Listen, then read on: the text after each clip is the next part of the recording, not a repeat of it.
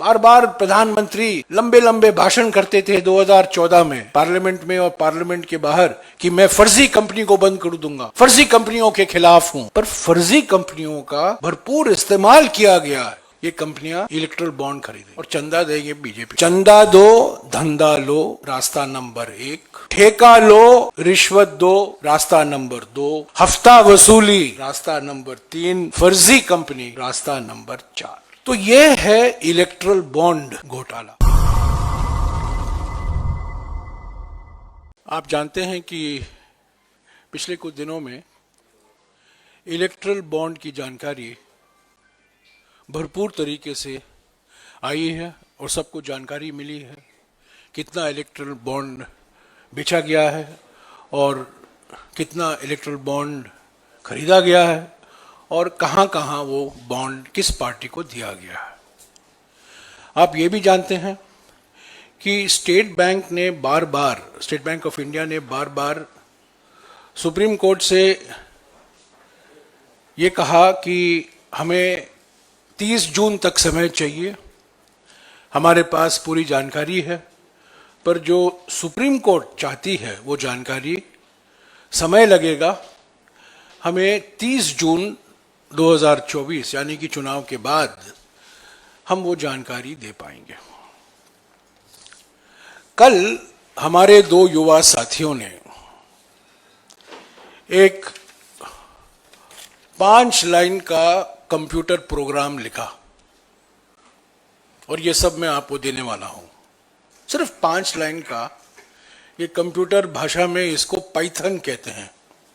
आप लोग जो लोग भारतीय राजनीति में दिलचस्पी रखते हैं, आप जानते हैं कि पाइथन अजगर हमारे भारतीय राजनीति में बहुत विशेष महत्व रखता है, अजगर।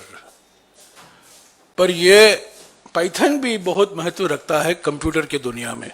ये एक कंप्यूटर भाषा है और हमारे 2 युवा साथियों ने ये 5 लाइन का एक कंप्यूटर प्रोग्राम लिखा जिसको कहते हैं कोड, कंप्यूटर कोड लिखा 5 लाइन का।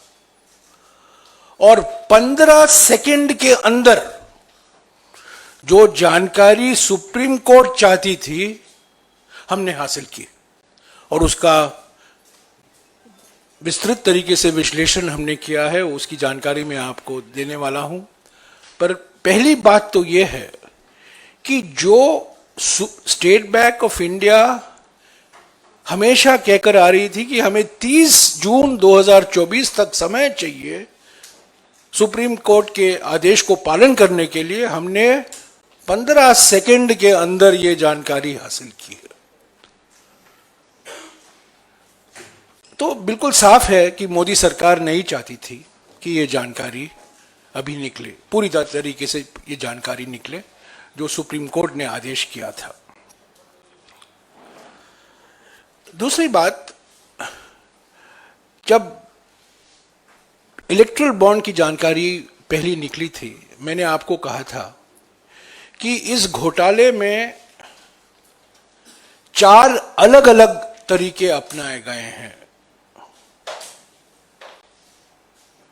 मैं कंपनियों को दोषी नहीं ठहरा रहा हूं।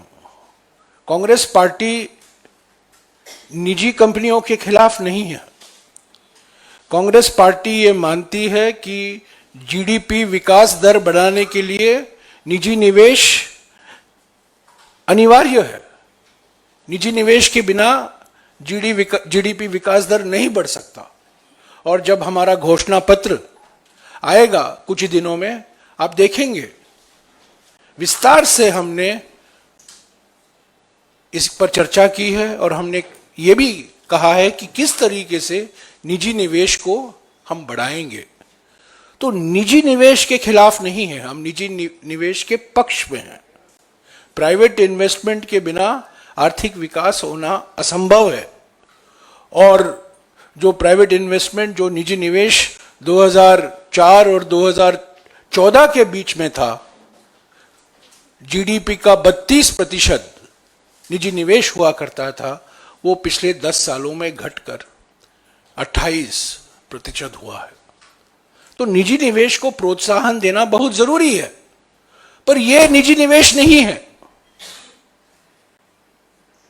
निजी कंपनियों का इस्तेमाल किया गया है बीजेपी सरकार के द्वारा। तो हमारा निशाना कोई प्राइवेट कंपनी नहीं है, हमारा निशाना सीधा बीजेपी सरकार है, सीधा प्रधानमंत्री हैं, गृह मंत्री हैं, जिन्होंने ये इलेक्ट्रल बॉन्ड को सोचा, अंतिम रूप दिया और इसकी घोषणा की। तो ये 4 रास्ते क्या थे घोटाले के? मैंने आपको पहले कहा था, मैं फिर से दोहराऊंगा।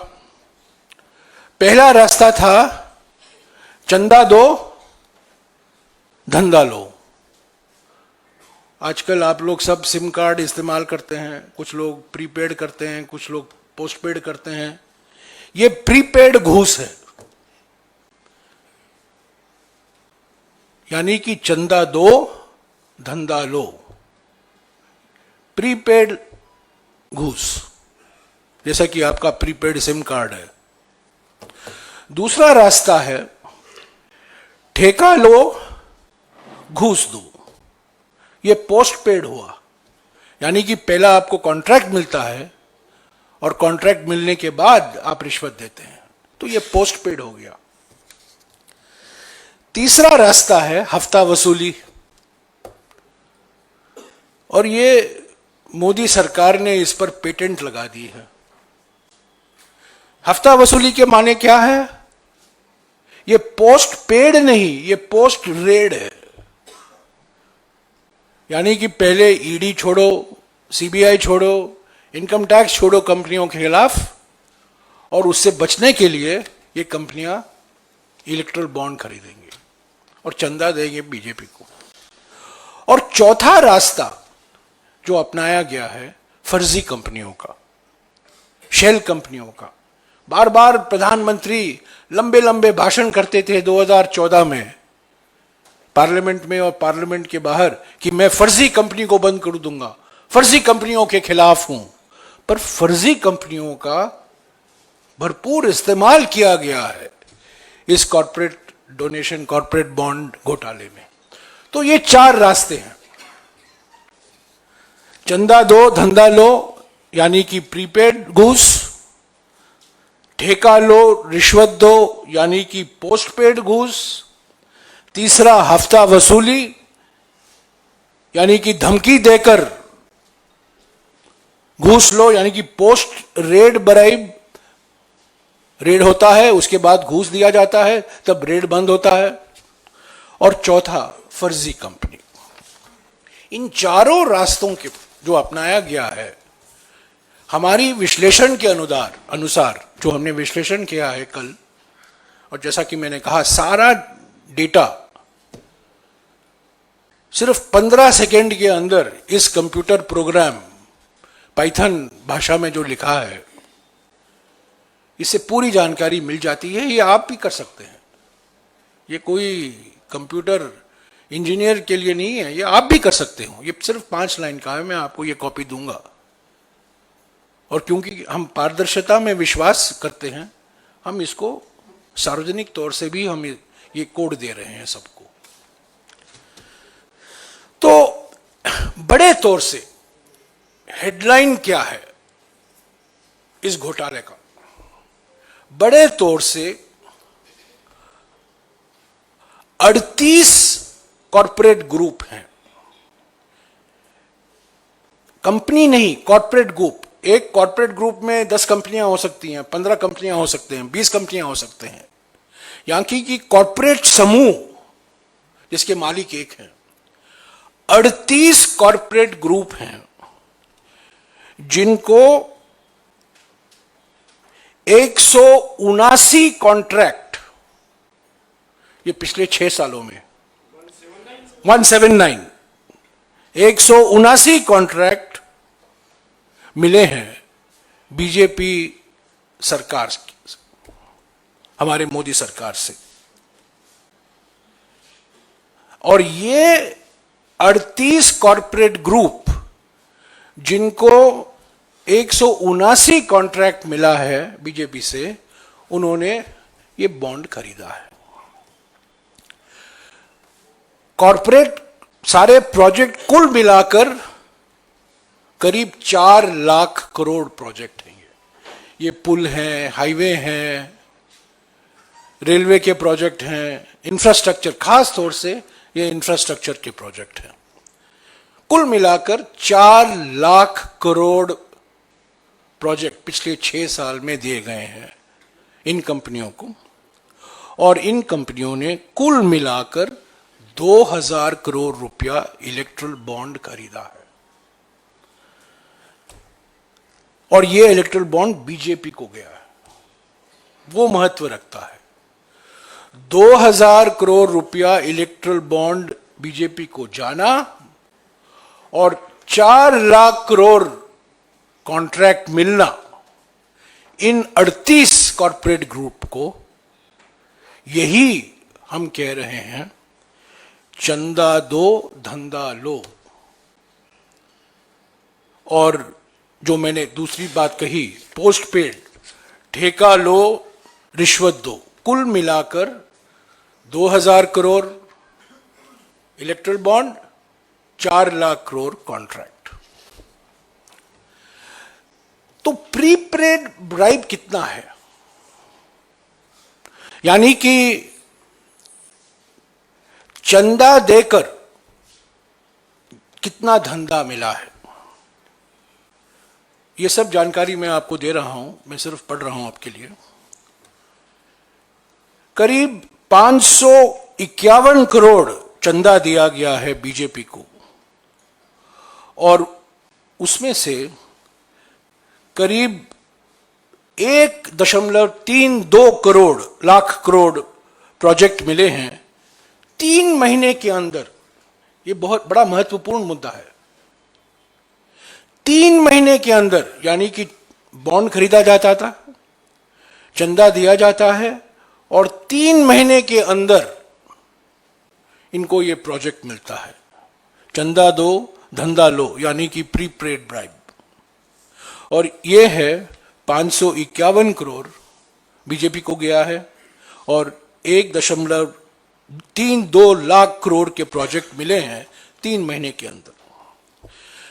दूसरा जो मैंने कहा था, पोस्ट पेड ब्राइब, यानी कि ठेका लेकर पहले कॉन्ट्रैक्ट मिलता है, उसके बाद में घूस दिया जाता है, रिश्वत दिया जाता है। इनमें से 49 ऐसे मिसाल हैं, 49 ऐसे कंपनियां हैं इस डेटाबेस में जिनको 62,000 करोड़ रुपए के प्रोजेक्ट मिले हैं और करीब 600 करोड़ रुपए का इलेक्ट्रल बॉन्ड खरीदा गया है।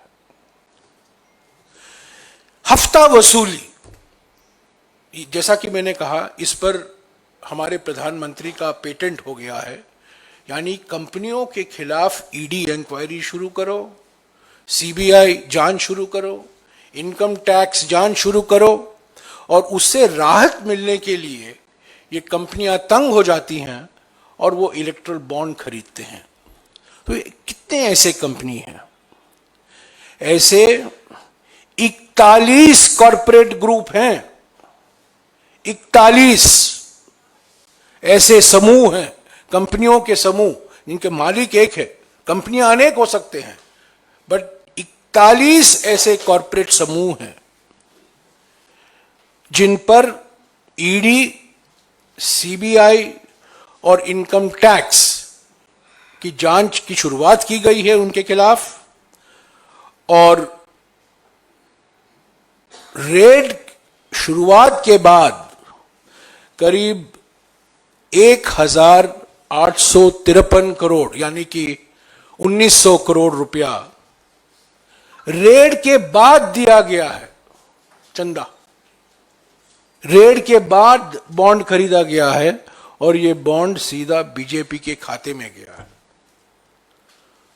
और चौथा रास्ता जो फर्जी कंपनी का रास्ता है, जिसके खिलाफ प्रधानमंत्री ने लंबे लंबे भाषण किए थे 2014 और 2015 में, ऐसे 16 फर्जी कंपनी है, 16 फर्जी कंपनियां हैं माने कौन ये कंपनी है, क्या करते हैं, क्या बनाते हैं, मुनाफा कितना है, कहां से ये मुनाफा आ रहा है, इसकी कोई जानकारी नहीं। ये शेल कंपनी है, फर्जी कंपनी है।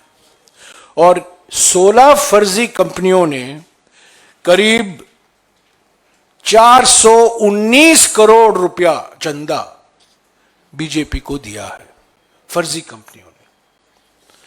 तो साथियों, संक्षिप्त में मैं यही कहूंगा, ये 4 रास्ते,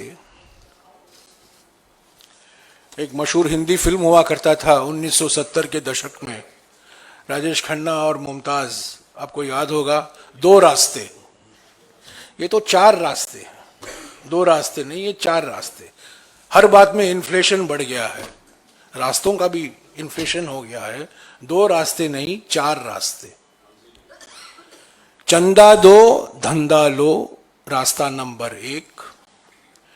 ठेका लो रिश्वत दो, रास्ता नंबर 2। हफ्ता वसूली, रास्ता नंबर 3। फर्जी कंपनी, रास्ता नंबर 4। तो यह है इलेक्ट्रल बॉन्ड घोटाला।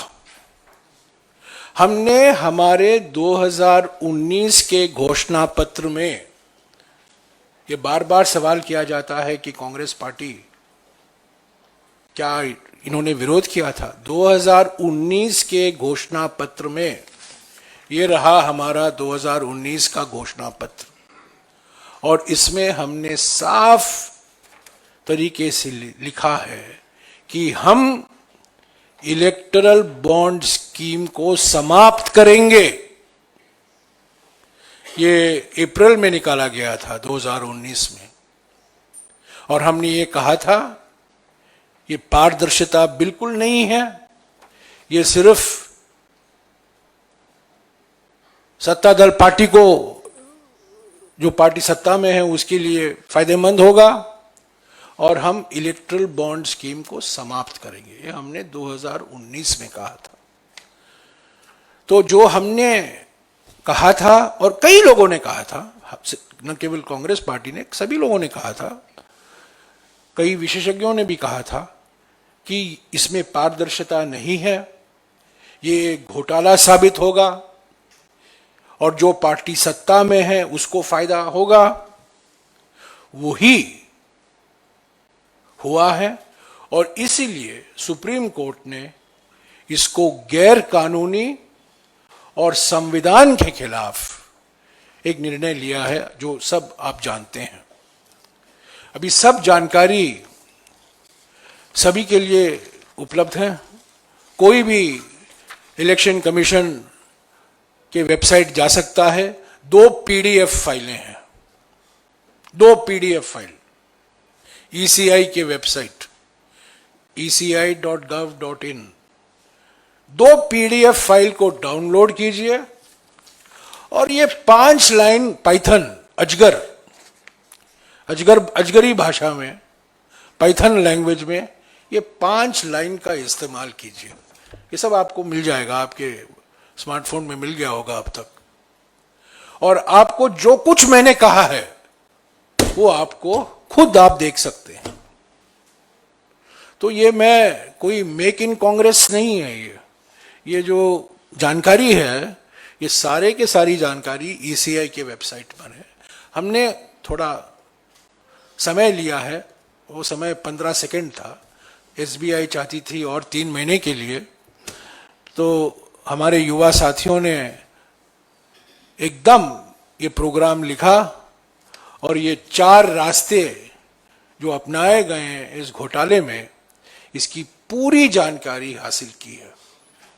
मैंने जानबूझकर किसी कंपनी का नाम नहीं लिया है, पर अगर आप चाहते हैं मैं कंपनियों का नाम भी आपको दे सकता हूं, क्योंकि कंपनियों के नाम के आधार पर ही ये पूरा लिस्ट तैयार किया गया है। ये पूरी की पूरी जानकारी आप खुद हासिल करते हैं, कौन सी कंपनियां हैं, कौन कौन से कॉरपोरेट ग्रुप हैं। पर मैं यही कहना चाहता हूं कि हम निजी निवेश के खिलाफ नहीं हैं।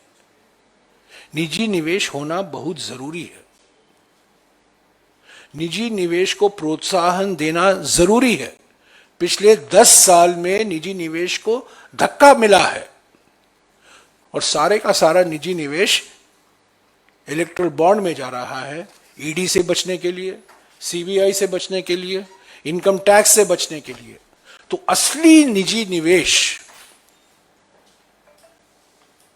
की जरूरत है जीडीपी विकास दर बढ़ाने के लिए, आर्थिक तरक्की के लिए, और उसको पूरा प्रोत्साहन कांग्रेस पार्टी देगी। पर यह जो घोटाला हुआ है, इस पर मैंने पहले कहा है, मैं ये मांग फिर से दोहराऊंगा कि इस पर एक एसआईटी का गठन होना जरूरी है। सुप्रीम कोर्ट मॉनिटर्ड इंक्वायरी होनी चाहिए, क्योंकि सारी की सारी जानकारी अब तो निकल आई है और कोई राज तो नहीं रहा, सब निकल गया है। अभी मैचिंग भी हो सकता है, किसने कब कौन सा बॉन्ड खरीदा और किस पार्टी को गया, वो भी जानकारी मिल गई है। तो हम चाहते हैं कि अब तो ये समाप्त हो गया है, ये स्कीम नहीं है, पर जो इस स्कीम का दुरुपयोग किया गया है, कंपनियों को धमकी देकर जबरदस्ती कॉर्पोरेट इलेक्ट्रल बॉन्ड खरीदने को मजबूर किया है, ताकि वो ईडी से बचें, इनकम टैक्स से बचें, सीबीआई से बचें। और कई जो मैंने मिसाल आपको गिनाए हैं, ऐसे उदाहरण हैं जहां कॉर्पोरेट बॉन्ड इलेक्ट्रल बॉन्ड खरीदने के 3 महीने के बाद, 3 महीने के अंदर आपको बड़े बड़े इंफ्रास्ट्रक्चर के प्रोजेक्ट मिल जाते हैं। तो ये चंदा धंधा घोटाला है ये, और कुछ नहीं। जो सरकार, जो प्रधानमंत्री एमएसपी को कानूनी दर्जा देना नहीं चाहते हैं, वही सरकार, वही प्रधानमंत्री घूस को कानूनी दर्जा दे दिया इलेक्ट्रल बॉन्ड से। तो घूस को कानूनी दर्जा देना सही है, पर एमएसपी को कानूनी दर्जा नहीं देना वो असंभव है। यही इनकी मानसिकता है। चंदादाताओं को सम्मान और अन्नदाताओं का अपमान, यही मोदी सरकार की नीति रही है। ये घोटाला, इस पर जांच होनी चाहिए, सुप्रीम कोर्ट मॉनिटर्ड इंक्वायरी होनी चाहिए, और सभी पार्टियां इस इंक्वायरी, इस जांच से अपना सहयोग देगी। हमारी पार्टी भी पूरी सहयोग देगी।